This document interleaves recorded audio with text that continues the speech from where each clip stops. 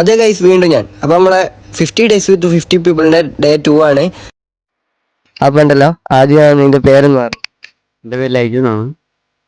പിന്നെ യുഎയിലേക്ക് വന്നിട്ടുള്ള എൻ്റെ എക്സ്പീരിയൻസ് കാര്യങ്ങൾ ഇപ്പം എത്ര വർഷമായി എന്നൊന്നും അറിയാം? യുഎയിൽ വന്നിട്ട് ഇപ്പോൾ ഏകദേശം 2 years ആയി. 2 years ആയി. പിന്നെ എൻ്റെ എക്സ്പീരിയൻസ് കാര്യങ്ങൾ ഇപ്പോൾ യുഎയിനെ പറ്റി എൻ്റെ അഭിപ്രായം കാര്യങ്ങളൊക്കെ എന്തൊക്കെയാണ്?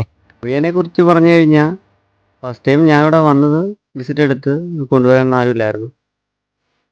വിസിറ്റ് എടുത്ത് വന്നു, ഒരുപാട് ഇൻ്റർവ്യൂ കാര്യങ്ങളൊക്കെ അറ്റൻഡ് ചെയ്തു, കുറച്ചാൾ പലയിടങ്ങളിൽ ജോലി ചെയ്തു, അവസാനം ഷാർജയിൽ സെറ്റിലാണ്. ഫസ്റ്റ് വരുമ്പോൾ ഒരു ചെറിയൊരു ബുദ്ധിമുട്ടുണ്ടെന്നേ ഉള്ളൂ.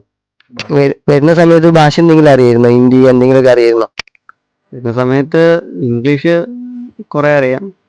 പിന്നെ അതല്ല, നമ്മൾ സ്കൂളിൽ പഠിച്ചത് മാത്രമായിട്ടുള്ള ഒരു ലാംഗ്വേജ് ആയിട്ടുള്ള ഒരു ബന്ധം മാത്രമേ ഉള്ളൂ. പിന്നെ വേറെ ഒന്നും അറിയില്ലായിരുന്നു. പിന്നെ യുഎയിനെ പറ്റിയുള്ള അഭിപ്രായം എന്താണ്? യുഎഇ എങ്ങനെ, രാജ്യത്തിനെ പറ്റിയുള്ള അഭിപ്രായം, ഇവിടുത്തെ ആളുകളെ പറ്റിയൊക്കെ? ഇവിടുത്തെ ആളുകളെ കുറിച്ച് വളരെ നല്ലൊരു അഭിപ്രായമാണ് എനിക്ക് പറയാനുള്ളത്. കാരണം ഇവിടെ വരുമ്പോൾ തന്നെ നമുക്ക് ഓരോരുത്തരും സപ്പോർട്ട് ചെയ്യാനും നമുക്ക് കാര്യങ്ങൾ പറഞ്ഞു തരാനും ഇൻ്റർവ്യൂവിനൊക്കെ നമ്മളെ ഇൻ്റർവ്യൂവിനെ അറ്റൻഡ് ചെയ്യിക്കാനും ഒക്കെ ഓരോരുത്തർ നമ്മുടെ അടുത്ത് ഓരോ ഇൻഫർമേഷൻ തരുന്നതനുസരിച്ചാണ് നമ്മൾ പോകുന്നത്. അതൊക്കെ നമുക്ക് ഭയങ്കര ഒരു ഇൻസ്പിറേഷനാണ്, അങ്ങോട്ടും ഇങ്ങോട്ടും പോയും വരികയൊക്കെ ചെയ്യുന്നത്. പിന്നെ അതുപോലെ ആദ്യമായിട്ട് ആയിരുന്ന വിമാനത്തിൽ കയറണേ, പ്ലെയിനിൽ കയറണേ? ഫസ്റ്റ് ടൈം ആയിരുന്നു വിമാനത്തിൽ കയറുന്നത്. പിന്നെ എമിഗ്രേഷനും മറ്റു കാര്യങ്ങളും ഒക്കെ ഫസ്റ്റ് ടൈം ആയതുകൊണ്ട് ആരും പറഞ്ഞു തരില്ലാത്തതുകൊണ്ട് നല്ല ബുദ്ധിമുട്ടായിരുന്നു.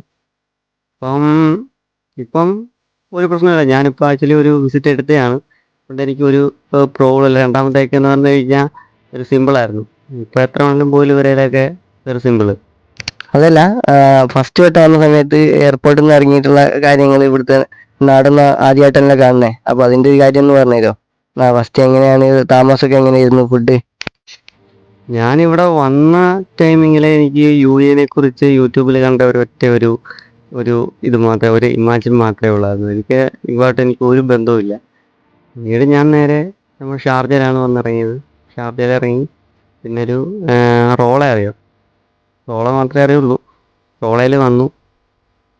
പിന്നെ അവിടെ വന്നു ഞാനൊരു ചെറിയൊരു ചായ കുടിച്ചു. അവിടുത്തെ ആൾക്കാരോട്ട് ചെറിയൊരു ഫ്രണ്ട്ഷിപ്പായി. പിന്നെ ബെഡ് പേസ് മറ്റു കാര്യങ്ങൾ 2 ദിവസം കിടന്നൊന്ന് ഉറങ്ങി. പിന്നെ അതിന് ശേഷം പെയ്യെ വെളിയിലോട്ട് ഇറങ്ങി ആൾക്കാരെ കണ്ടു, ഇൻ്റർവ്യൂ മറ്റു കാര്യങ്ങളൊക്കെ. പിന്നീട് കുറച്ച് നാൾ ഉമ്മൽകോയിൽ വർക്ക് ചെയ്തു. പിന്നീട് കുറച്ച് നാൾ ദുബായിൽ വർക്ക് ചെയ്തു. പിന്നെ കുറച്ച് നാൾ അബുദാബിയിൽ വർക്ക് ചെയ്തു.